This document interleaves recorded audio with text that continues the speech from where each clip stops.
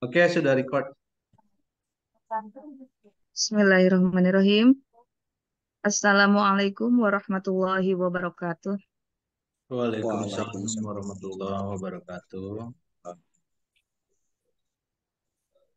Yang kami hormati dan banggakan Wakasek Bidang Kesiswaan, pemateri aksi menumbuhkan budaya positif di SMK 1 Palasa, serta seluruh peserta webinar yang berbahagia. Alhamdulillahirabbil alamin wa bihi nasta'inu ala umurid dunya waddin.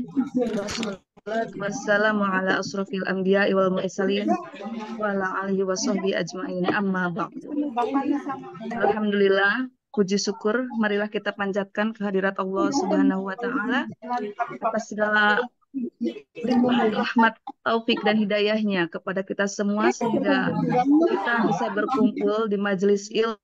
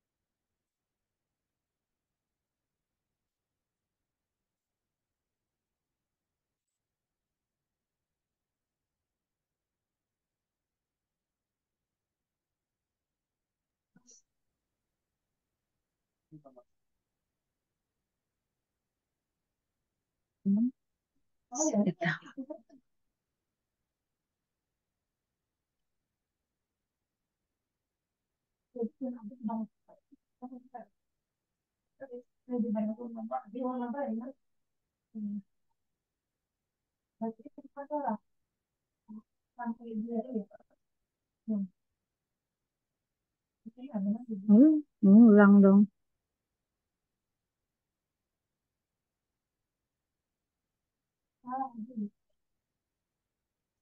Bismillahirrahmanirrahim. Assalamualaikum warahmatullahi wabarakatuh. Waalaikumsalam warahmatullahi wabarakatuh. Yang saya hormati dan banggakan, Bapak Wakasek Bidang Kesiswaan. Yang saya hormati, pemateri aksi nyata menumbuhkan budaya positif di SMK Negeri 1 Palasah,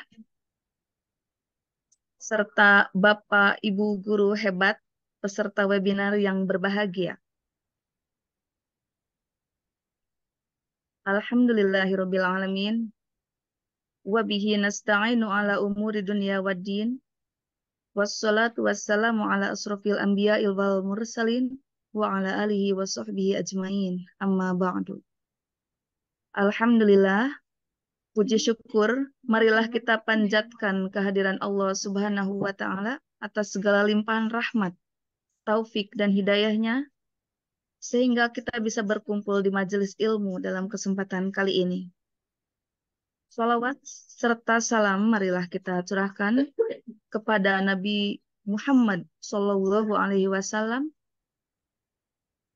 kepada keluarganya, sahabatnya, tabiin, tabiat, serta kepada kita seluruh umatnya. Amin. Ya Rabbal Alamin. Amin.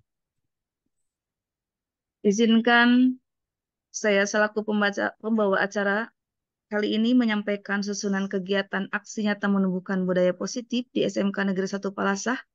Yang pertama yaitu pembukaan, yang kedua sambutan dari Wakasek kesiswaan, yang ketiga penyampaian materi, yang keempat tanya jawab atau sharing pengalaman dari peserta, yang kelima atau yang terakhir yaitu penutup.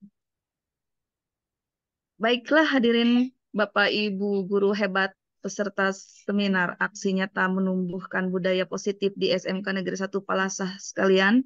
Langsung saja kita masuki acara yang pertama yaitu pembukaan. Marilah kita sama-sama buka kegiatan hari ini dengan bacaan basmalah. Bismillahirrahmanirrahim. Bismillahirrahmanirrahim. Berikutnya sambutan dari Wakil Kepala Sekolah Bidang Kesiswaan kepada yang terhormat Bapak Sirep Dodi SPD. Disilahkan.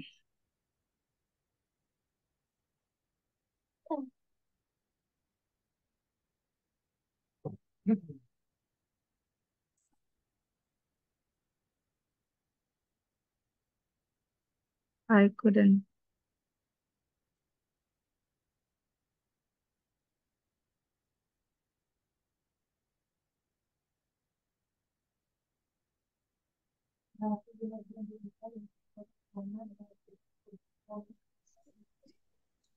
Rekan-rekan guru hebat yang saya banggakan, pertama-tama saya ucapkan terima kasih atas diadakannya kegiatan ini. Saya atas nama Wakasek Kesiswaan memang kami sangat mendukung sekali dengan kegiatan ini, di mana di sekolah kami, yaitu di SMK Negeri 1 Palasah, sekolah yang begitu besar, sudah sangat pantas bahwa menumbuhkan budaya baik yang harus kita tingkatkan. Artinya bahwa di SMK Negeri 1 Palasah itu, bahwa budaya baik itu sudah berjalan. Yang pertama, ketika pendaftaran peserta didik baru, maka bagi seluruh peserta yang diterima di SMK ini, kita memberikan aturan yang disebut dengan tata tertib. Dan tata tertib itu dibagikan kepada seluruh siswa yang diterima, juga kepada orang tua. Setelah mereka mendapatkan tata tertib itu, diberi kesempatan kepada mereka untuk bisa memahami setiap butir-butir yang ada di dalam tata tertib itu.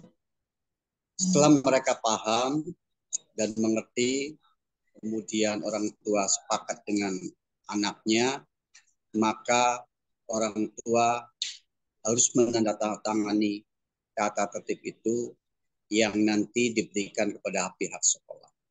Tujuannya apa? Tujuannya adalah untuk memberikan hal-hal untuk kenyamanan di sekolah, supaya mereka bisa belajar, bisa dengan baik, bisa dengan aman, damai, dan lancar. Maka harus ada tata tertib. Selanjutnya, tata tertib itu sendiri, setelah mereka menyepakati apabila anak itu dapat melaksanakan dengan baik, tentu mereka juga akan diberikan reward dari sekolah. Dan sebaliknya, apabila anak itu sering melanggar sampai batas-batas norma tertentu, maka anak itu akan diberikan edukasi dan sampai pada akhirnya adalah dikembalikan kepada orang tua. Ini tidak bisa dibantah karena ini sudah menjadi kesepakatan antara pihak orang tua, siswa, dan juga pihak guru. Bukan berarti kami tega kepada anak-anak atau pada orang tua. Kami di sini anak perlu banyak. Jadi barangkali anak itu tidak betah di sekolah SMK Negeri 1 Palasah, atau mungkin anak itu tidak sesuai dengan apa yang dia ingin sehingga mereka berperilaku menyimpang. Selanjutnya, kebiasaan baik yang kami terapkan sampai saat ini adalah dari mulai anak itu masuk sekolah, kemudian cara mereka berpakaian, kemudian cara pada saat waktu belajar, cara bergaul, berbicara, bersikap dengan orang lain, baik dengan teman sebaya, kepada guru, ataupun kepada seluruh warga yang ada di SMK. Nah, di samping itu juga pembiasaan baik dari tim kesiswaan, juga guru-guru ya yang piket di depan pintu gerbang dibantu oleh guru BP. Kira-kira 8 sampai 10 rekan kami yang piket di depan dengan untuk melaksanakan penegakan kedisiplinan kepada anak kita.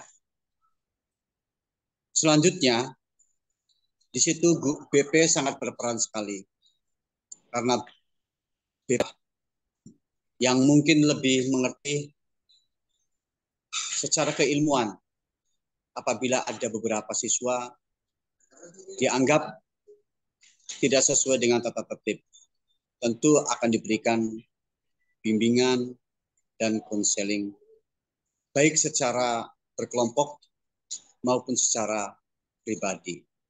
Sehingga harapannya bahwa siswa-siswa itu semuanya akan mengalami perubahan perilaku yang kurang baik menjadi baik. Kemudian budaya selanjutnya yang baik yang sudah kami terapkan, yaitu setiap hari Senin, semuanya baik siswa, guru, PU, dan juga BPBK itu ikut melaksanakan kegiatan upacara bendera. Dan setiap hari Jumat, mereka dikumpulkan dalam satu lapangan untuk diberikan siraman rohani, atau mungkin yang kita sering sebut yaitu kultum. Yang mudah-mudahan dengan kultum itu, meskipun itu singkat, tapi itu secara berkelanjutan, sehingga anak yang tadinya lupa dengan sholat akan diingatkan. Kemudian juga untuk meningkatkan rasa cinta kita kepada Nabi, cinta kita untuk bisa lebih dekat lagi dengan Allah dan juga kepada sesama teman. Lantas yang ketiganya adalah pembiasaan baik yang terus kami kembangkan di sini adalah setiap minggu itu ada 2 kali anak untuk belajar berinfak.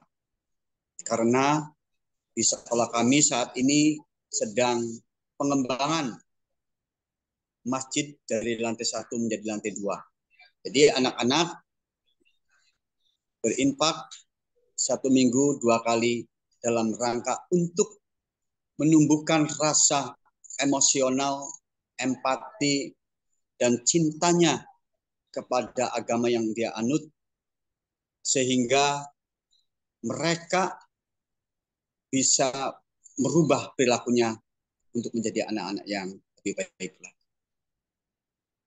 Barangkali itu yang dapat kami sampaikan. Kurang lebihnya mohon maaf. Dan terima kasih atas waktu yang diberikan kepada saya. Mudah-mudahan bermanfaat. Saya akhiri. Billahi taufiq wal hidayah. Wassalamualaikum warahmatullahi wabarakatuh. Waalaikumsalam warahmatullahi wabarakatuh. Warahmatullahi wabarakatuh. Terima kasih kepada Bapak Wakasek Kesiswaan yang telah memberikan sambutannya. Semoga akan memberikan insight dan motivasi bagi kita semua untuk kelancarnya kegiatan hari ini. Baiklah Bapak Ibu guru hebat yang kami hormati, berikutnya adalah acara yang kita tunggu-tunggu, yang menjadi acara inti pada hari ini, yaitu penyampaian materi dari narasumber kita, Bapak Wawan Sayuti, calon guru penggerak Angkatan 9. Kepada Bapak Wawan Sayuti, disilahkan. Baik, terima kasih Ibu Ida. Assalamualaikum warahmatullahi wabarakatuh. Waalaikumsalam warahmatullahi wabarakatuh. Wabarakatuh. Bismillahirrahmanirrahim. Rabbi shrah sadri wa yassir li amri wahlul 'uqdatam min lisani yafqahul qawli, amma ba'du. Yang saya hormati Bapak Wakasek Kesiswaan SMKN 1 Palasa, yang saya hormati dan saya banggakan peserta audiens untuk aksi nyata modul 1.4 tentang budaya positif. Pertama-tama kita panjatkan puji syukur kehadirat Allah Subhanahu wa taala yang telah memberikan nikmat iman, nikmat Islam, kesehatan, sehingga kita dapat berkumpul di kegiatan hari ini. Salawat serta salam kita panjatkan kepada junjungan alam Nabi Allah Muhammad Sallallahu Alaihi Wasallam, pada keluarga, para sahabat, dan semoga tercurahkan sampai ke kita semua. Semoga kita mendapatkan syafaatnya di akhir zaman. Bapak Ibu guru hebat semuanya, secara pribadi saya sangat mengucapkan terima kasih banyak atas partisipasi Bapak Ibu semuanya memenuhi undangan saya. Tugas ini adalah sebagai aksi nyata yang memang harus dijalankan oleh teman-teman PGP Angkatan 9 SMKN 1 Palasah Kabupaten Majalengka. Untuk materi kali ini saya ingin berbagi sharing, berbagi peran tentang materi tentang budaya positif. Bapak Ibu semuanya, di dalam konsep utama budaya positif itu ada 6 konsep utama. Yang pertama yaitu perubahan paradigma belajar, yang kedua disiplin positif, yang ketiga kebutuhan dasar manusia, yang keempat motivasi perilaku manusia, yang kelima posisi kontrol restitusi, dan yang keenam adalah segitiga restitusi. Baik Bapak Ibu, kita masuk ke konsep utama yang pertama yaitu tentang paradigma baru. Paradigma baru.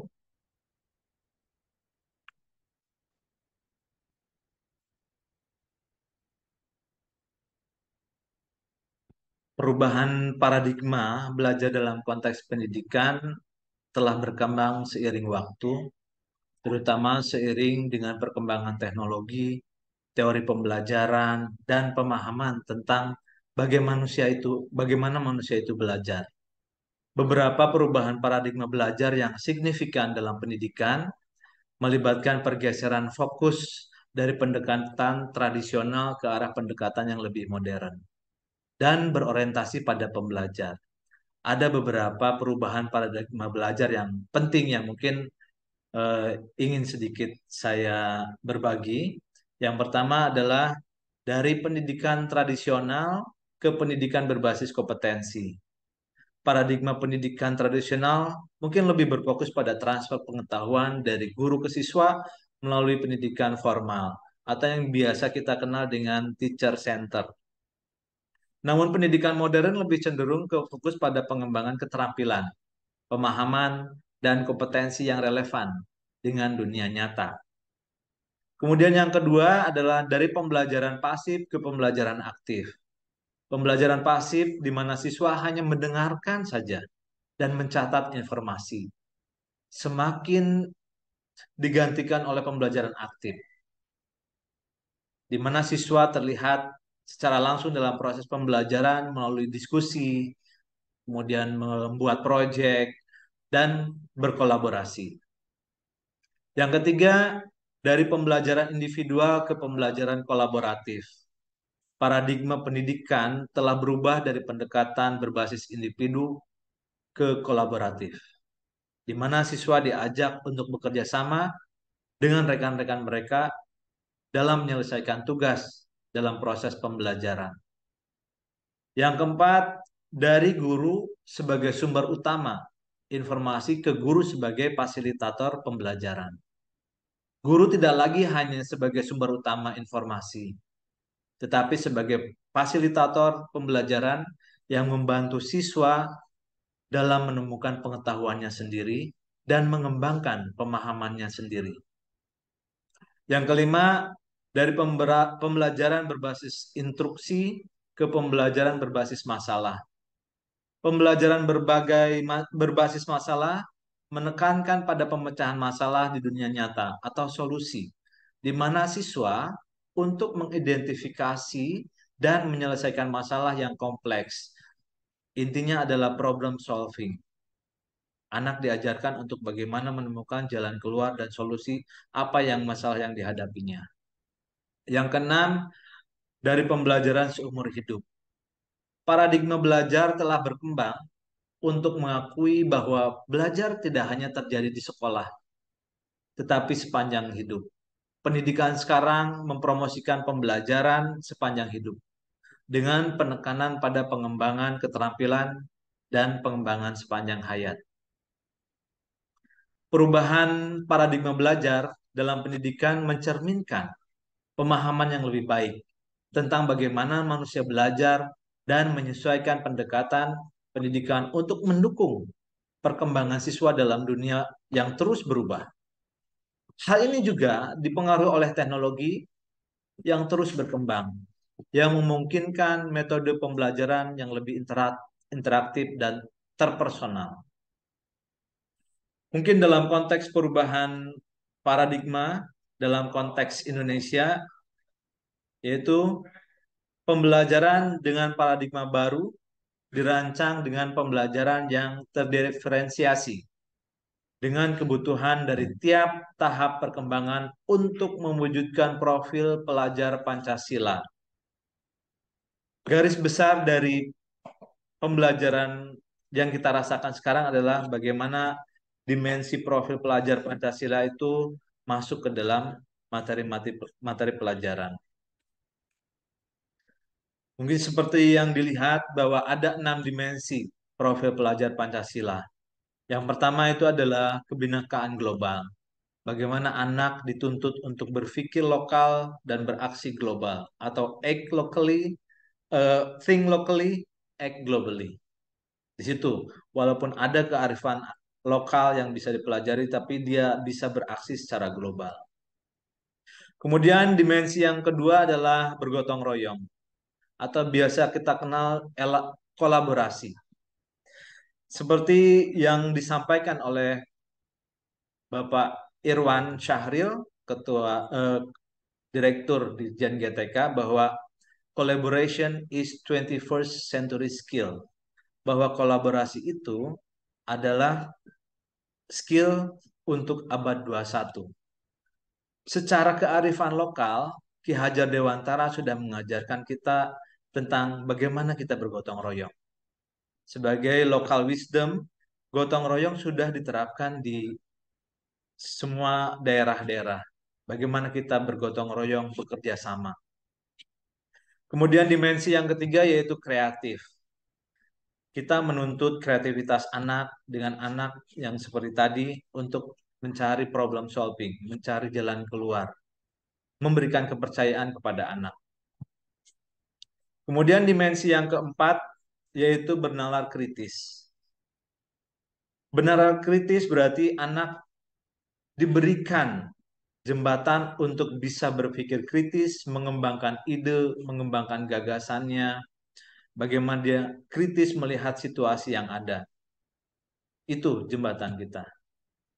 Kemudian dimensi yang keempat yaitu mandiri. Kita memberikan kepercayaan kepada siswa kita untuk dia bisa berkembang dan mengembangkan dirinya. Dalam konteks sekolah, kita bisa memberikan kepercayaan kepada anak dalam tugas-tugas atau kegiatan-kegiatan sekolah dengan anak masuk ke dalam kepanitiaan sekolah. Kemudian yang terakhir yaitu dimensi beriman, bertakwa kepada Tuhan Yang Maha Esa, dan berakhlak mulia. Nilai-nilai religius yang diterapkan di sekolah kita sudah berjalan sangat baik dengan seperti yang tadi disampaikan oleh Bapak Wakasek Kesiswaan bahwa ada rutinitas keagamaan, diantaranya adalah membaca Quran setiap pagi hari. Kemudian juga ada setiap hari Jumat kita mengadakan apa khotbah di lapang. Kemudian yang terakhir ada juga nilai-nilai sosial berupa keagamaan, yaitu anak berkontribusi untuk melakukan infak dalam proses pembangunan masjid sekolah. Mungkin keenam dimensi ini yang mungkin nanti akan diadopsi dan kemudian diterapkan dan diimplementasikan pada anak-anak kita di SMKN 1 Palasa. Baik Bapak Ibu, untuk yang kedua aspek yaitu disiplin positif. Disiplin positif, ketika kita mendengar kata disiplin, mungkin apa yang terbayang di benak kita? Apa yang terlintas di pikiran kita? Kebanyakan orang akan menghubungkan kata disiplin dengan tata tertib, teratur, kepatuhan pada peraturan. Kata disiplin juga sering dihubungkan dengan hukuman, padahal itu sangat berbeda. Karena belajar tentang disiplin tidak harus dengan memberi hukuman. Justru itu adalah salah satu alternatif terakhir. Dan kalau perlu, tidak digunakan sama sekali. Dalam budaya kita, makna kata disiplin dimaknai sebagai suatu yang dilakukan seseorang pada orang lain untuk mendapatkan kepatuhan. Kita cenderung menghubungkan kata disiplin dengan ketidaknyamanan. Disiplin positif merupakan suatu cara penerapan disiplin yang mengajarkan anak untuk bertanggung jawab dan menemukan kesadarannya sendiri. Berdasarkan nilai-nilai kebajikan, disiplin positif lebih ke arah disiplin diri yang dapat mengontrol diri dan melakukan segala tindakan. Disiplin diri dapat membuat memahami dan menyadari berdasarkan motivasi internal, bukan akibat dari paksaan, pujian, ataupun hukuman. Bapak Ki Hajar Dewantara menyatakan bahwa di mana ada kemerdekaan, disitulah harus ada disiplin yang kuat. Sungguh pun disiplin itu bersifat self-disiplin, yaitu kita sendiri yang mewajibkan dengan sekeras-kerasnya. Tetapi itu sama saja. Sebab jikalau kita cakap melakukan self-disiplin, wajiblah penguasa lain mendisiplinkan diri kita. Dan peraturan demikian itulah harus ada di dalam suasana yang merdeka. Di situ Ki Hajar Dewantara menyatakan bahwa untuk mencapai kemerdekaan atau dalam konteks pendidikan kita saat ini, untuk menciptakan murid yang merdeka, syarat utamanya adalah harus ada disiplin yang kuat. Disiplin yang dimaksud adalah disiplin diri yang memiliki motivasi yang muncul dari faktor internal siswa sendiri. Jika kita tidak memiliki motivasi internal, maka kita memerlukan pihak lain untuk mendisiplinkan kita atau motivasi eksternal karena berasal dari luar, bukan dari dalam diri kita sendiri. Bapak dan Ibu, konsep disiplin positif yang merupakan unsur utama dalam terwujudnya budaya positif yang kita cita-citakan di sekolah-sekolah kita, kebanyakan guru sangat tertarik dengan topik pembahasan tentang disiplin. Mereka berpendapat bahwa kalau saja anak-anak bisa disiplin, pasti mereka akan belajar. Para guru juga berpendapat bahwa mendisiplinkan anak-anak adalah bagian yang paling menantang dari pekerjaan mereka. Tentu saja, Bapak, Ibu sebagai pendidik, tujuan kita adalah menciptakan anak-anak yang memiliki disiplin diri, sehingga mereka bisa berperilaku dengan mengacu pada nilai-nilai kebajikan universal dan memiliki motivasi intrinsik, bukan dari faktor ekstrinsik. Selanjutnya, kita masuk ke dalam aspek kebutuhan dasar manusia. Seperti kita tahu Bapak Ibu semuanya, seluruh tindakan manusia memiliki tujuan tertentu. Semua yang kita lakukan adalah usaha terbaik kita untuk mendapatkan apa yang kita inginkan. Ketika kita mendapatkan apa yang kita inginkan, sebetulnya saat itu kita sedang memenuhi satu atau lebih dari kebutuhan dasar kita, yaitu kebutuhan dasar untuk bertahan hidup atau survival, kasih sayang dan rasa diterima, love and belonging, kebebasan, freedom, kesenangan, fun, dan penguasaan atau power. Ketika seseorang murid melakukan suatu perbuatan yang bertentangan dengan nilai-nilai kebajikan atau melanggar peraturan, hal itu sebenarnya dikarenakan mereka gagal memenuhi kebutuhan dasar mereka. Untuk lebih jelasnya, mari kita lihat satu persatu kelima kebutuhan dasar ini.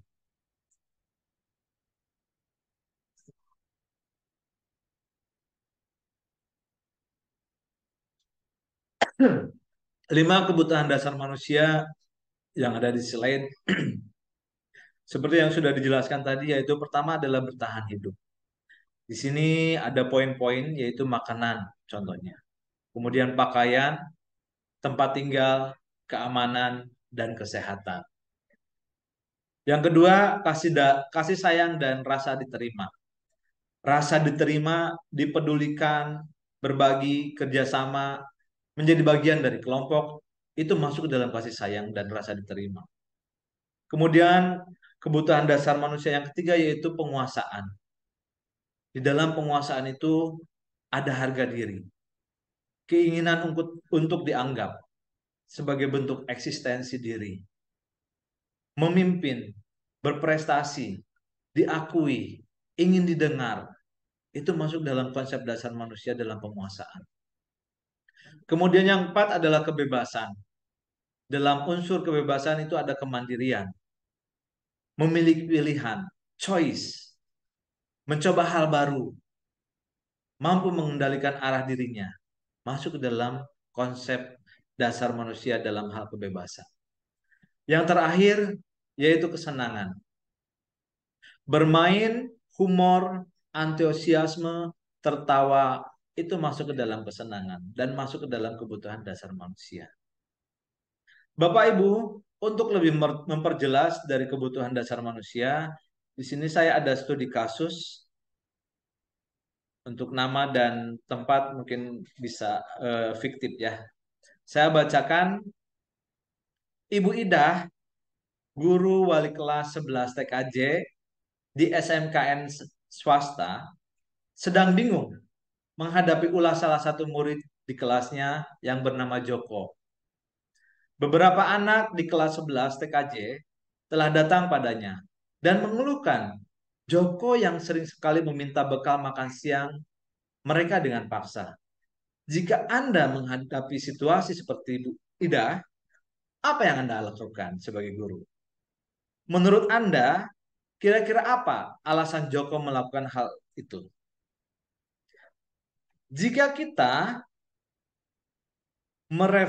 merefleksikan atau mengkorelasikan ke dalam 5 kebutuhan dasar manusia dari studi kasus di atas, bisa jadi masuk ke dalam kebutuhan bertahan hidup. Dalam kasus Joko di atas, apabila Joko bertanya atau ketika ditanya oleh Ibu Ida adalah karena ia lapar. Kenapa? Karena ia lapar dan orang tuanya tidak membawakan bekal makan siang. Maka kebutuhan dasar yang sedang berusaha dipenuhi oleh Joko adalah kebutuhan untuk bertahan hidup, survival.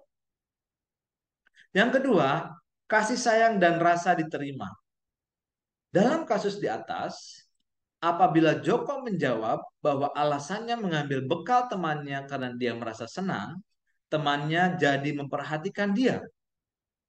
Ketika temannya melaporkan tindakannya itu pada gurunya dan gurunya memberitahukan kepada orang tuanya, sehingga orang tuanya jadi memperhatikan dia, maka kebutuhan dasar yang dipenuhi Joko adalah kebutuhan akan kasih sayang dan rasa diterima. Yang ketiga, penguasaan atau kebutuhan pengakuan atas kemampuan. Anak-anak yang memiliki kebutuhan dasar akan penguasaan yang tinggi biasanya selalu ingin menjadi pemimpin. Mereka juga suka mengamati sebelum mencoba hal baru dan merasa kecewa bila melakukan kesalahan. Mereka juga biasanya rapi dan sistematik dalam selalu mencapai apa yang terbaik. Dalam kasus di atas, apabila jawaban Joko adalah dia merasa hebat karena temannya jadi takut dengan dia dan menuruti keinginannya, maka sebetulnya Joko sedang berusaha memenuhi kebutuhan dasarnya akan kekuasaan, yaitu ingin eksistensi, ingin diakui, ingin dilihat bahwa saya ada, saya berkuasa. Kemudian yang keempat, yaitu kebebasan. Bila jawaban Joko dalam kasus di atas adalah bahwa dia merasa bosan dengan bekal makanan yang dibawakan ibunya dari rumah, karena ibunya selalu membawakan bekal yang sama. Oleh karena itu, dia ingin mencoba makanan teman-temannya yang beraneka ragam. Maka Joko sedang berusaha memenuhi kebutuhan akan sebuah kebebasan. Yang kelima dari konsep dasar manusia adalah kesenangan. Dalam kasus di atas, bila Joko menjawab bahwa ia melakukan karena iseng saja dan ia menikmati ekspresi wajah teman-temannya yang kesal karena diambil makanannya, dan menurut dia ekspresi teman-temannya itu lucu, maka berarti Joko sedang berusaha memenuhi kebutuhan akan kesenangan. Nah, itu Bapak Ibu untuk 5 konsep dasar manusia. Aspek selanjutnya dari budaya positif yaitu motivasi perilaku manusia. Saat guru, seperti kita tahu bahwa motivasi perilaku manusia itu ditentukan oleh 2 faktor, yaitu faktor ekstrinsik dan intrinsik. Di mana untuk faktor ekstrinsik bahwa murid melakukan disiplin diri karena ia takut dihukum. Ini masuk ke dalam faktor ekstrinsik. Kemudian mendapatkan imbalan atau penghargaan dari orang lain. Murid melakukan disiplin diri karena ingin mendapatkan imbalan. Ini merupakan faktor ekstrinsik. Kemudian yang ketiga, motivasi perilaku manusia yaitu menghargai nilai-nilai kebajikan sendiri. Murid melakukan ingin menghargai diri sendiri dengan nilai-nilai yang mereka percaya. Saat guru memahami ketiga motivasi perilaku manusia, maka guru dapat memilah motivasi perilaku apa yang ada pada diri murid. Motivasi internalkah atau eksternalkah? Motivasi internal yang harus ditumbuhkan dalam diri siswa agar dapat memunculkan pribadi yang menghargai diri sendiri dengan nilai-nilai yang mereka percaya. Sebaiknya hindari hukuman dan pemberian penghargaan yang berlebihan agar meminimalisir motivasi eksternal dalam diri manusia.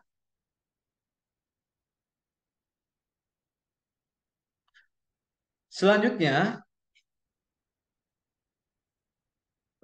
sebentar.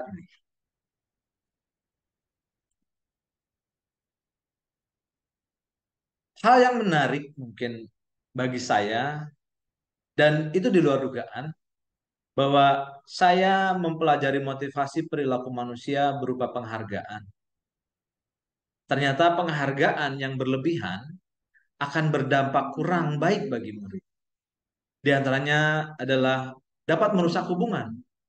Yang kedua bisa mengurangi ketepatan. Yang ketiga menurunkan kualitas hubungan itu sendiri. Dan yang terakhir adalah mematikan kreativitas dan bersikap menghukum. Selanjutnya aspek yaitu tentang posisi kontrol restitusi. Terdapat 5 posisi kontrol bagi guru. Yang pertama, guru sebagai penghukum. Yang kedua, guru sebagai pembuat merasa bersalah. Yang ketiga, guru sebagai teman. Keempat, guru sebagai pemantau. Dan yang terakhir, guru sebagai manajer. Kita elaborasi masing-masing posisi kontrol tersebut. Posisi di manakah kita sebagai guru ketika kita sedang menghadapi permasalahan atau bertemu atau menemukan masalah? Yang pertama, sebagai penghukum. Seorang penghukum biasanya menggunakan hukuman fisik maupun verbal. Orang yang menjalankan posisi penghukum senantiasa mengatakan seolah memerlukan sistem atau alat yang dapat lebih menekan murid lebih dalam lagi. Guru-guru yang menerapkan posisi penghukum biasanya perkataan-perkataannya adalah patuhi aturan saya. Contohnya, kamu selalu saja salah. Selalu pasti yang terakhir selesai. Biasanya itu ciri-ciri dari posisi guru sebagai penghukum. Guru seperti ini senantiasa percaya hanya ada satu cara agar pembelajaran bisa berhasil, yaitu cara kita sendiri. Penghukum dengan nada suara tinggi, bahasa tubuh, kemudian mata yang melotot, jari yang menunjuk-nunjuk, menghardik. Kita bisa dalam posisi siswa, tanyakan kepada diri kita, bagaimana perasaan murid bila kita sebagai guru berbicara seperti itu pada saat murid datang terlambat. Kita bisa melihat dari aspek siswa. Hasil yang didapatkan atau perasaan yang dirasakan oleh siswa, kemungkinan murid marah dan mendendam. Atau bisa juga bersifat agresif. Bisa jadi sesudah kembali duduk, murid tersebut akan mencoret-coret bukunya atau meja tulisnya. Dan bisa jadi lebih buruk lagi. Sepulang sekolah, murid melihat motor atau mobil bapak ibu guru dan akan menggores kendaraan tersebut dengan paku. Mudah-mudahan itu tidak terjadi di sekolah kita. Kemudian posisi guru sebagai pembuat merasa bersalah. Pada posisi ini, biasanya guru akan bersuara lebih lembut.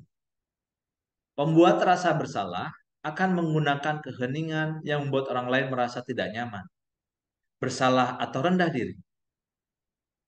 Kata-kata yang biasa keluar dari posisi guru pembuat merasa bersalah adalah biasanya dengan lembut. Contohnya seperti, Bapak atau Ibu sangat kecewa sekali dengan kamu. Itu salah satu contoh. Berapa kali Bapak harus memberitahu kamu ya? Gimana coba kalau orang tua kamu tahu kamu berbuat begini? Pembuat merasa bersalah biasanya nada suaranya memelas, halus, sedih, dan bahasa tubuhnya bisa merapat pada anak lesu. Saya contohkan, Adi, kamu ini bagaimana ya? Kamu sudah berjanji dengan Bapak, tidak akan terlambat lagi. Kamu kenapa ya? Senang sekali mengecewakan Bapak. Bapak benar-benar kecewa sekali. Itu contohnya. Bagaimana hasilnya? Bagaimana perasaan murid bila ditegur seperti cara ini? Mungkin murid akan merasa bersalah. Bersalah telah mengecewakan Bapak, Ibu gurunya. Murid akan merasa menjadi orang yang gagal dan tidak sanggup membahagiakan orang lain.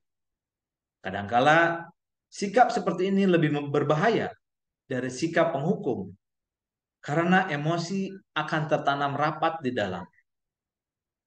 Murid menahan perasaan tidak seperti murid dalam dengan guru penghukum, di mana murid bisa menumpahkan amarahnya walaupun dengan cara negatif. Murid tertekan seperti inilah yang tiba-tiba meletus amarahnya dan bisa menyakiti diri sendiri ataupun orang lain. Baik Bapak Ibu, Untuk posisi kontrol yang ketiga adalah posisi guru sebagai teman.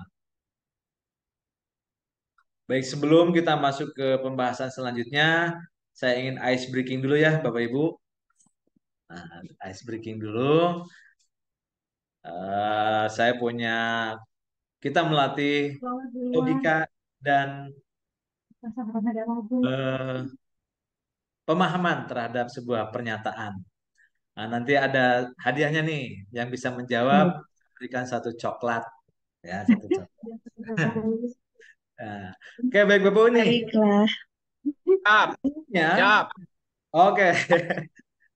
Clue-nya kita bermain Boleh logika. on cam semuanya Bapak Ibu Nah, clue-nya biar adalah kelihatan. kita fokus dan bermain logika. Clue yang kedua, tiang bendera itu tegak. Hmm. Tiang bendera itu tegak lurus. Tiang bendera itu tegak lurus. Lurus. Oke, kita masuk ya pertanyaannya. Baso nilainya 1. Odol nilainya 2. Hmm. Kalau bebek, ada yang tahu nggak nilainya berapa? Baso 1, odol 2. Baso 1, odol 2. Kalau bebek nilainya berapa? Ada satu coklat. Apa Ada yang ya? bisa apa ya? Silahkan. Ada ya, silahkan raise Ulang hand. lagi, ulang lagi. Ulang, Ulang lagi, ulang lagi. ulang Baik, lagi. baik. Cluenya Fokus ulang ya Bapak lagi. Ibu. Hah? Ulang lagi. Ulang Pertanyaannya. lagi. Baik, fokus. Kita bermain logika. Clue-nya adalah tiang bendera tegak lurus. Tiang bendera tegak lurus. Ah, Sekarang masuk ke pertanyaan. ah. Baso Iya. nilainya 1. Siap. Odol nilainya 2. Kalau bebek nilainya berapa? Ada yang bisa jawab? 3. 3. Nilainya 3. Yes, coklat. Ya, sebentar Pak Anton. Bagus. Oke, bagus pertanyaannya. Kok bisa Betul, 3? jawabannya bebek itu nilainya 3. Bisa dijelaskan Pak Anton logikanya di mana? Baik. Cluenya. Clue-nya apa? Tiang. Itu kenapa Pak Anton jadi diam? Alhamdulillah. Ini ada bocoran kayaknya. Halo Pak Anton. Saya ingin tahu alasannya kenapa nilainya berapa? 3. Bebek itu 3 ya? Salah, bukan 3. Ada yang lain nggak? Ayo. Mas. Clue-nya adalah tiang bendera itu tegak lurus. Ya. Baso nilainya 1.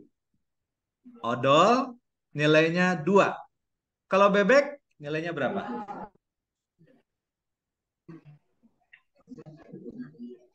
Ada yang tahu kah? Mungkin pada deputi tahu. Loh. Cek, Ya. cek. Aduh, tak asiknya. Mangga. Cek. Low. Cek. Mangga Pak Rizka, cek. silakan. Silakan Pak Rizka. Iya. Nyala ya? Sekarang gitu enggak? Terdengar Ada. Pak Rizka. Silakan. Belum, Pak. Suaranya terdengar Pak Rizka, silakan.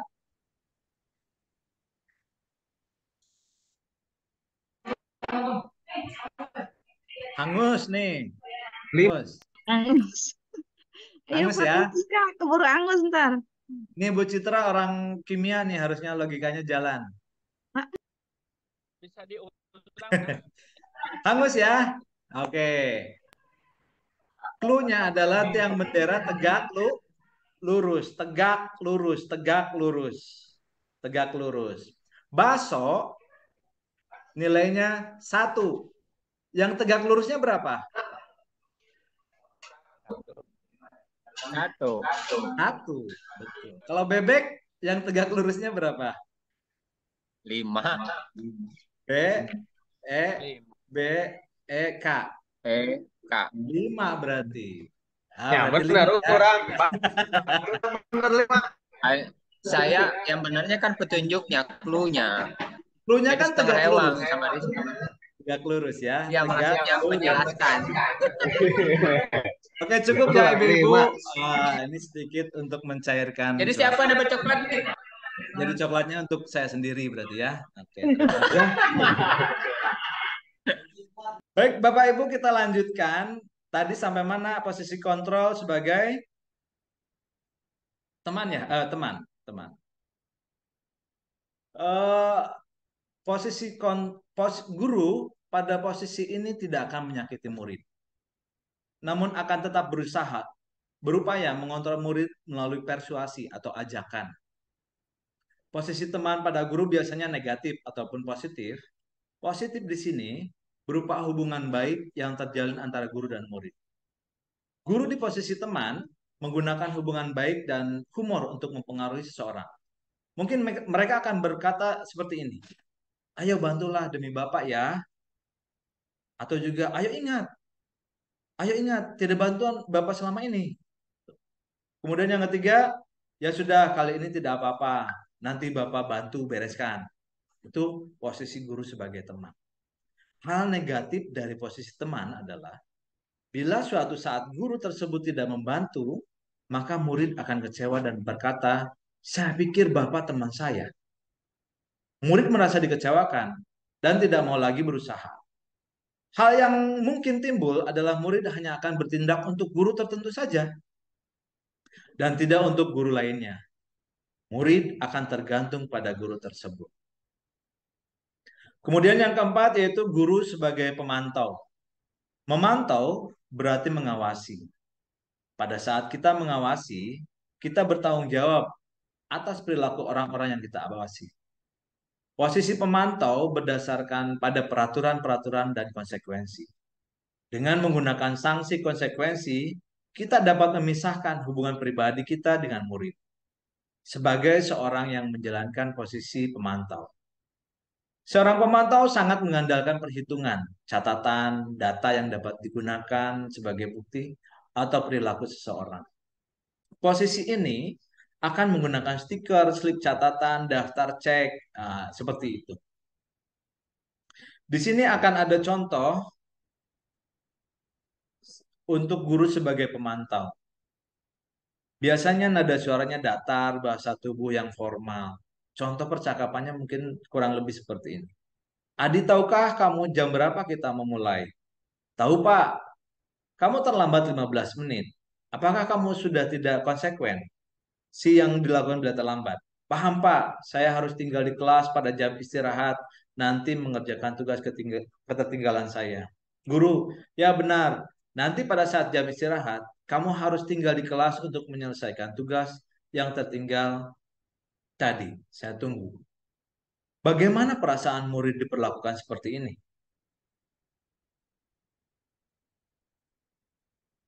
Murid mungkin memahami konsekuensi yang harus dijalankan karena telah melanggar salah satu peraturan sekolah. Guru tidak menunjukkan suatu emosi yang berlebihan, menjadi marah ataupun membuat rasa berbuat salah. Murid tetap dibuat tidak nyaman, yaitu dengan harus tinggal kelas pada jam waktu istirahat dan mengerjakan tugas. Guru tetap harus memantau murid pada saat mengerjakan tugas di jam istirahat, karena murid tidak bisa ditinggal seorang diri. Itu posisi guru sebagai pemantau. Yang terakhir, yaitu guru sebagai manajer. Contoh kasusnya seperti ini. Manajer berarti adalah posisi di mana guru bersama dengan murid, memperlakukan murid, mempertanggungjawabkan perilakunya, mendukung murid agar dapat menemukan solusi atas permasalahannya sendiri. Seorang manajer telah memiliki keterampilan di posisi teman maupun pemantau. Tugas pokok manajer bukan untuk mengatur perilaku seseorang. Justru kita membimbing murid untuk mendapat agar bisa mengatur dirinya sendiri. Seorang manajer bukan memisahkan murid dari kelompoknya, tapi mengembalikan murid tersebut ke kelompoknya dengan lebih baik dan lebih kuat. Bisa jadi dalam praktek penerapan disiplin sehari-hari, kita akan kembali ke posisi teman ataupun pemantau. Karena murid yang ditangani belum siap diajak berdiskusi ataupun diundang melakukan restitusi. Namun perlu disadari, tujuan akhir dari 5 posisi kontrol seorang guru adalah pencapaian posisi manajer. Di mana posisi inilah murid dapat menjadi pribadi mandiri, merdeka, dan bertanggung jawab atas segala perilaku dan sikapnya yang pada akhirnya dapat menciptakan lingkungan yang positif, nyaman, dan aman. Dari contoh ini, guru sebagai manajer,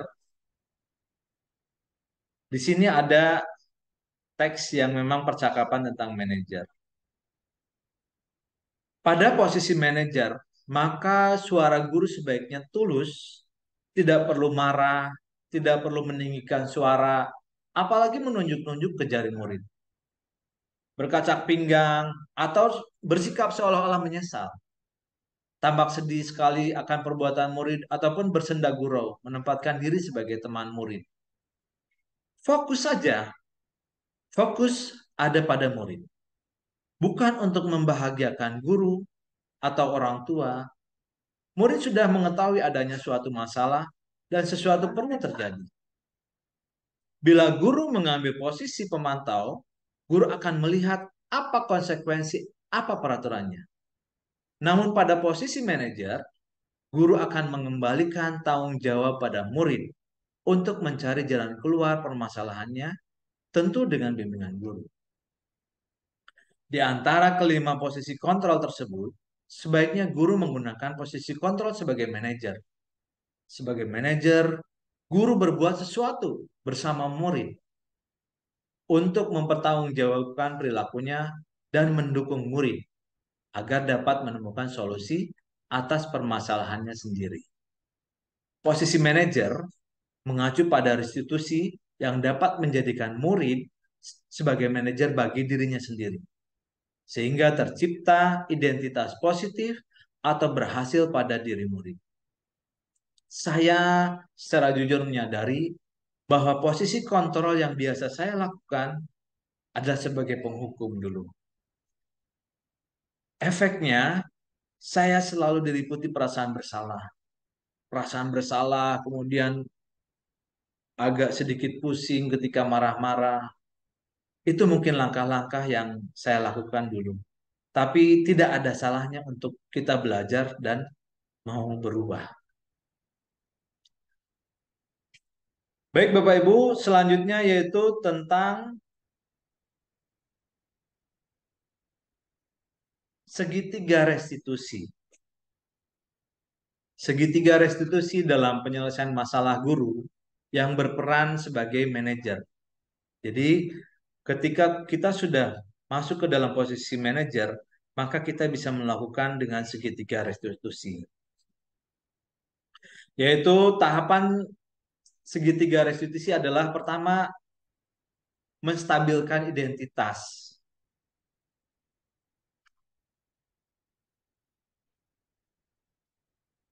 Menstabilkan identitas. Kemudian langkah yang kedua adalah validasi kebutuhan. Yang ketiga yaitu menanyakan keyakinan. Di instrumen menstabilkan identitas, guru bisa berkomunikasi bahwa tidak ada manusia yang sempurna. Bisa jadi ibu bapak juga bisa mengatakan bapak ibu guru juga berbuat salah. Kita tidak mencari siapa yang salah, tapi mencari solusi. Itu bagian dari menstabilkan identitas. Kemudian langkah yang kedua yaitu validasi kebutuhan.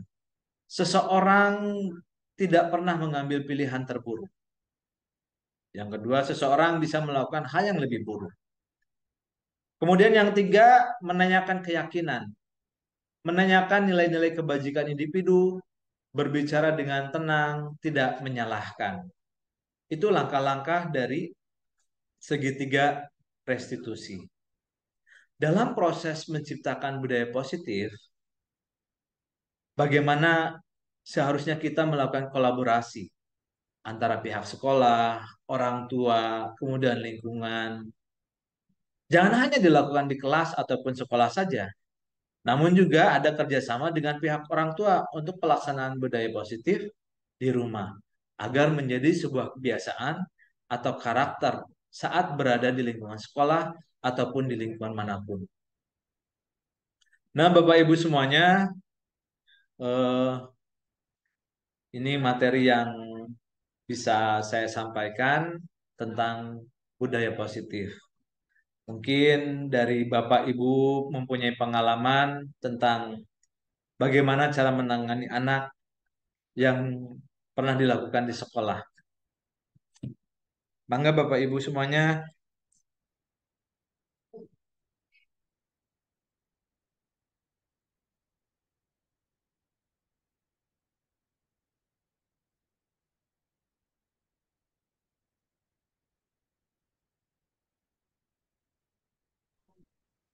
Silakan Bapak Ibu barangkali ada yang akan berbagi pengalaman atau sharing atau mempertanyakan mungkin ya Pak Wawan. Sama Rita 30. Betul. Yang barangkali ada yang mau bertanya. Ya, itu Pak Anton. Silakan Pak Anton di Baik, terima kasih Bu Ida Mujahidah dan selamat pagi juga menjelang siang kepada Bapak Wawan Sayuti. Di sini saya mau menanyakan masalah 5 posisi kontrol, Pak. Kalau dari tadi paparan yang Bapak sampaikan itu, yang ideal itu adalah menjadi manajer. Nah, apakah menjadi manajer itu bisa diterapkan untuk semua masalah ataupun problema yang dihadapi oleh pendidik untuk menghadapi siswa, gitu ya. Kemudian juga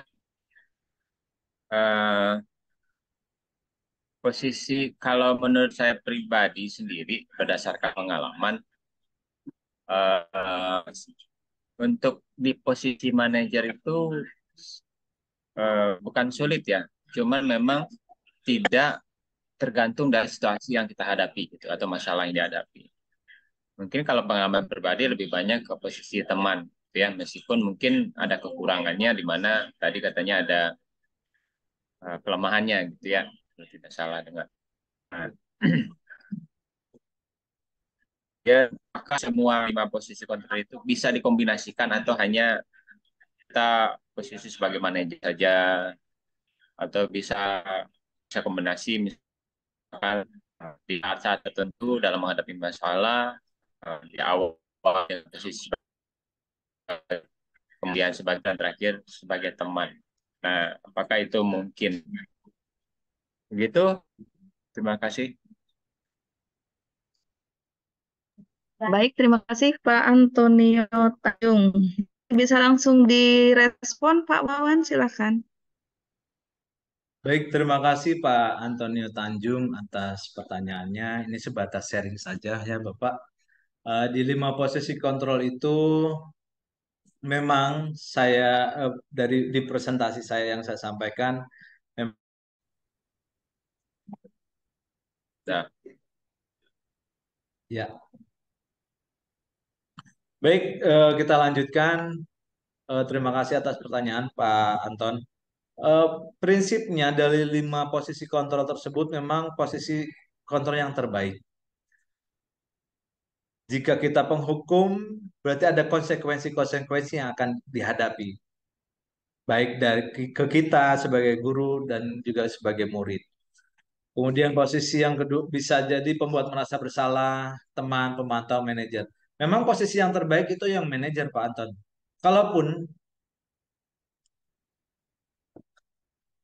Kalaupun kita belum bisa sampai ke tahap level manajer, tapi minimal kita akan secara bertahap, secara emosional kita, psikologis kita bertahap untuk sampai ke posisi di manajer. Karena itu berimplikasi kepada hal-hal yang baik kepada di samping kepada anak dan lingkungan sekolah juga seperti itu.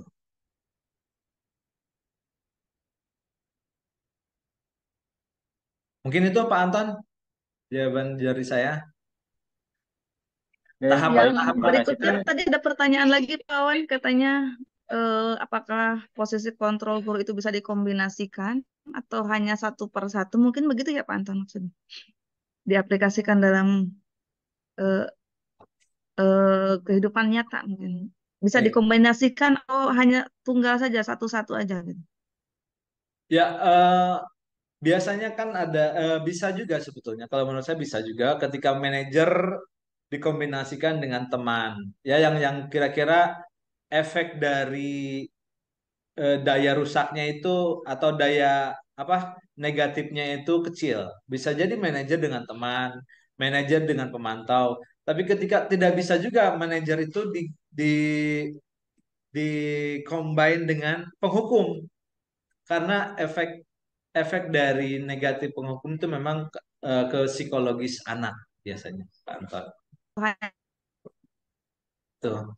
Baik, Terima kasih. cukup Pak Anton? Cukup, Bu. Iya, Terima terima kasih. kasih. Semoga tindak puas ya Pak Anton ya, biar bisa mendapatkan lagi insight dari sumber yang berbeda. Barangkali ada tanggapan dari peserta lainnya. Bapak Izin, Makasek Miss. barangkali mau menambahkan. Pak Sirap Dodi silakan.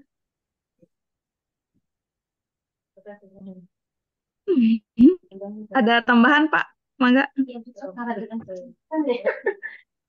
Silakan di unmute Pak Punten. Atau cukup?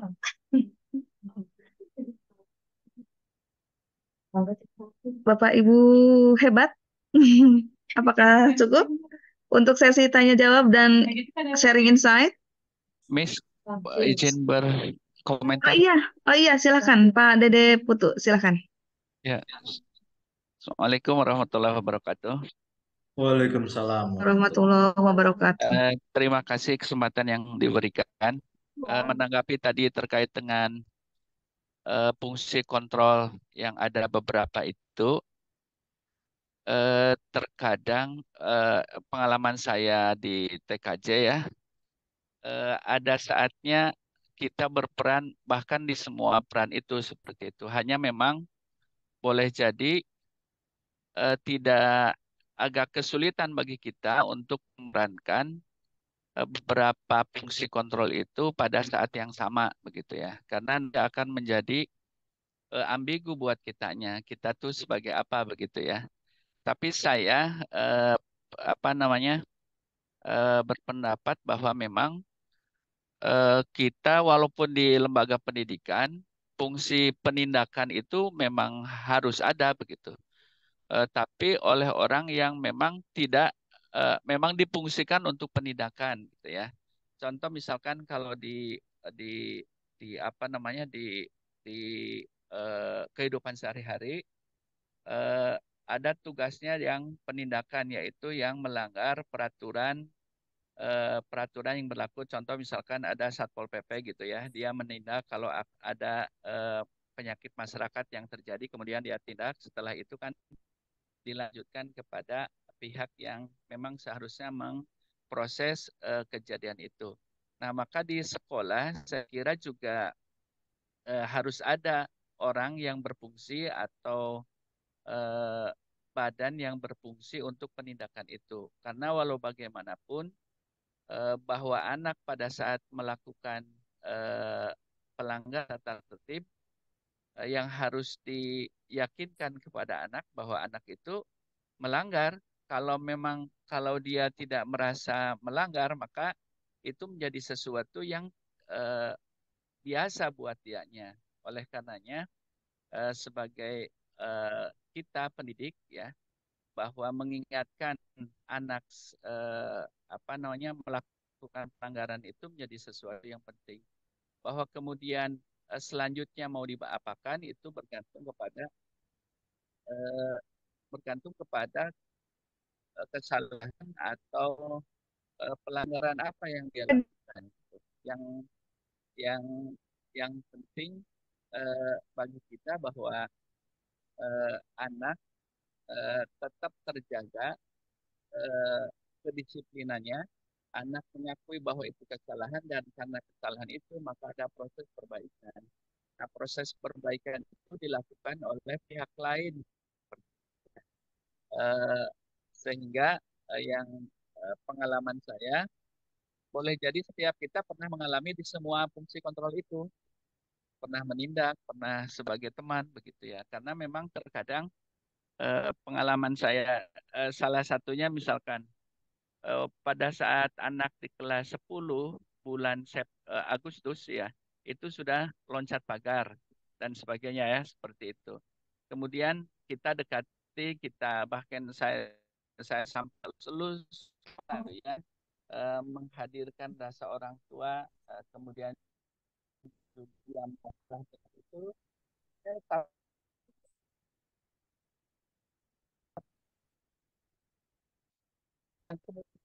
seperti itu dengan artinya dari Suaranya semakin kecil Pak Dede. sekarang makin besar Ya, nggak? ya Mohon besar nih. besar. Ya. Nah, bagaimana dengan apa namanya fenomena seperti itu, Pak Wawan ya, terkait dengan posisi kita ya tadi boleh jadi di semua pengontrol itu kita pernah menerapkan, tapi memang saya berusaha untuk menghindar di dua fungsi sekaligus pada saat yang sama begitu, karena kita nanti jadi contoh misalnya setelah nindak kita memperlakukan seperti apa begitu ya, jadi apa ambil bagi kitanya seperti itu.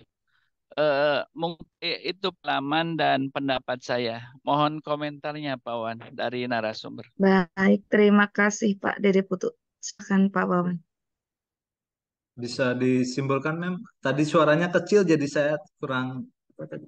Iya, intinya mungkin Dede bilang ada kalanya kita bisa menjadi posisi kontrol yang lemah itu di setiap kontrol itu mungkin saja kita ada di posisi itu ya masing-masing gitu. Tapi kalau untuk mengkombinasikan satu posisi fungsi kontrol dengan yang satu dengan yang lainnya mungkin agak perlu dihindari karena kan mengakibatkan sendiri pada saat menegakkan disiplin sisi pada saat dia menjadi teman kok menjadi di posisi kontrol yang mungkin itu akan membingungkan bagi kitanya juga bagi anaknya yang sedang diterapkan kedisiplinan mungkin seperti itu Pak yang bisa saya tangkap. Boleh ikut menanggapi juga, Mi? Ah ya, mangga Pak Ya Antara. silakan. Sebetulnya kalau melihat dari posisi kita, misalkan tadi dikombinasikan antara teman, pemantau, dan manajer gitu ya. Memang kalau melihat perubahan zaman di mana anak-anak itu terkadang ketika kita sudah diberikan motivasi, diberikan nasihat dan sebagainya, itu sulit untuk menerima. Jangankan kita ya, terkadang orang terdekatnya seperti keluarganya sendiri sudah tidak masuk gitu ya. Dan itu bisa terlihat dari beberapa kasus yang belakangan ada di sekolah kita, terutama anak-anak ada yang keluar gitu ya, keluar dengan alasan yang sebetulnya kurang masuk akal gitu ya, kurang masuk akal dalam arti sudah tidak ada motivasi buat belajar gitu. Nah, ketika kita hanya menerapkan satu posisi, terkadang kita juga mungkin tidak akan langsung mengena ke si anak gitu. Makanya kenapa menurut saya lebih baik kita kombinasikan, dan memang sebenarnya mau kita di posisi kontrol manapun, kalau anaknya sendiri memang tidak bisa menerima gitu ya, akan sulit. Nah, yang buktinya kan terlihat dari beberapa kejadian belakangan ini, fenomena anak mengundurkan diri dengan alasan yang sebetulnya mereka sudah tidak ada keinginan buat belajar. Jadi sebetulnya PR lah buat kita sebagai pendidik bagaimana solusinya untuk menyelesaikan masalah. Dan mungkin pendapat saya pribadi juga, hal ini banyak terjadi ketika setelah pandemi. Ya, setelah pandemi itu memang banyak sekali dampak yang terasa. Anak-anak semakin ke sini makin males. Kemudian ketika kita nasihatin pun sulit untuk mereka bisa mencernanya. Mungkin ya harus lebih banyak bersabar lah. Kesabaran kita ini ada berkah tidak kira. Mungkin itu saja. Baik, terima kasih Pak Antonio Tanjung. Ya, mungkin kita harus bisa memposisikan diri ya. Ada kalanya kita harus jadi teman, mungkin ya. Ada kalanya kita harus menjadi pemantau, ada kalanya bisa jadi manajer, atau mungkin mengkombinasikan tapi di saat-saat yang tepat gitu. Pintar-pintar guru atau kita saja sebagai tenaga pendidik untuk memposisikan kita di fungsi kontrol yang mana gitu ya. Sepertinya demikian. Begitu Pak Wawan Sayuti. Ya, terima kasih, betul seperti yang disampaikan Pak Dede Putu, kemudian Pak Anton. Profesi guru itu profesi yang memang luar biasa karena profesi yang memang profesi mulia karena kita membentuk dan menghasilkan produk anak, bukan lagi produk barang atau jasa. Kita membentuk karakter di lingkungan yang memang sekolah. Itu tuntutan ketika masyarakat, kemudian pemerintah memberikan kepercayaan kepada institusi sekolah yang di dalamnya ada guru, ada kepala sekolah, ada TU. Di situ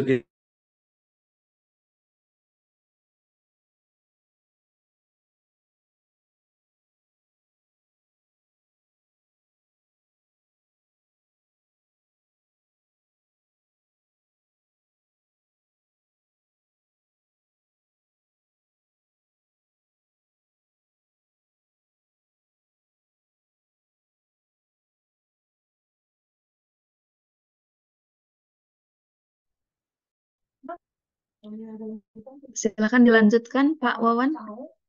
On progress recording. memang posisi kita sebagai profesi kita sebagai guru adalah memang tuntutan yang mulia dan tentu saja tanggung jawabnya besar karena kita menciptakan dan membentuk karakter anak agar memang karakter-karakter ini bisa diterima oleh lingkungan yang lain.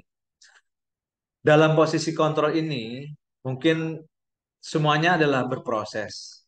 Bagaimana kita mengalami dulu, kita menyadari posisi kita sebagai guru di mana? Posisi kontrol kita sebagai penghukum kah atau sebagai teman atau sebagai manajer? Ketika memang ada dampak positif negatif yang memang akan dirasakan oleh anak, kemudian dampak negatif juga oleh guru, kira-kira kita bisa meminimalisir dan pilihan yang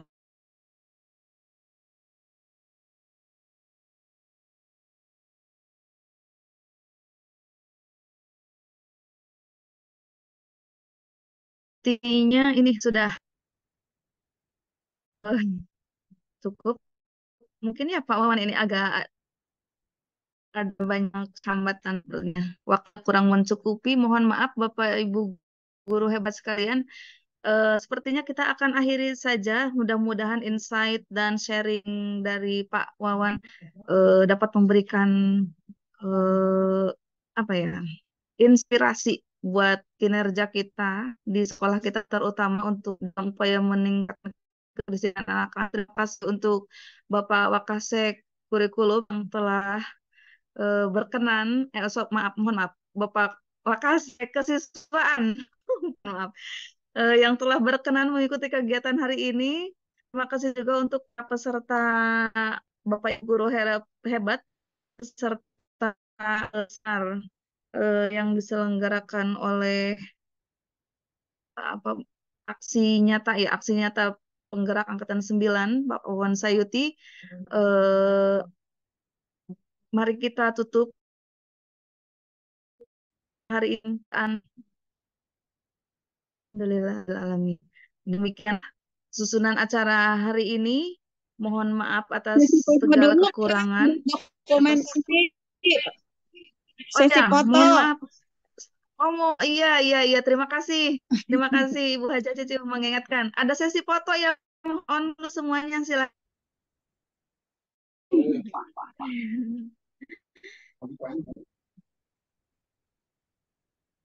Aldi, Umi, udah info, Aldi Rizky, Aldi Iya.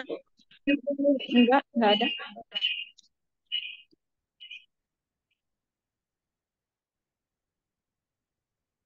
On cam dulu, saya mohon maaf.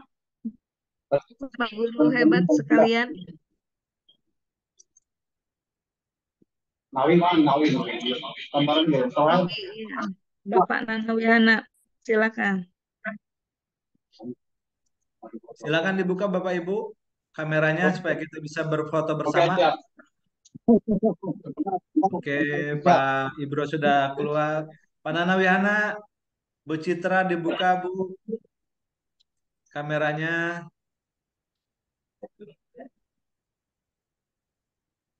Pak Antonio dibuka kameranya. Kita sesi foto.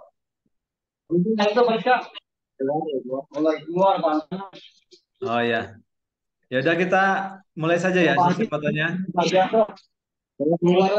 Ya, saya hitung sampai 3, 1, 2, 3. Ada. Oke, gaya bebas, gaya bebas. Gimana tuh gaya bebas? Jangan belum. Ya, siap. Oke. 1, 2, 3. Dede kok cuma itu. Oke, baik. Terima kasih Bapak Ibu semuanya. Belum ada nomor-nomor. Terima kasih atas kontribusi Bapak Ibu semuanya. Mudah-mudahan jadi amal soleh semuanya dan mendapatkan inspirasi dari materi yang saya sampaikan. Silakan, Mem. Sama-sama Pak Wawan. Baik, Bapak Ibu guru hebat sekalian. Terima kasih sudah mengikuti kegiatan sepanjang hari ini. Saya atas nama pribadi selaku host dalam kegiatan ini mohon maaf apabila ada hal-hal yang kurang berkenan. Untuk itu saya akan tutup dengan ucapan Assalamualaikum warahmatullahi wabarakatuh. Waalaikumsalam warahmatullahi wabarakatuh. Ya, silakan boleh lip.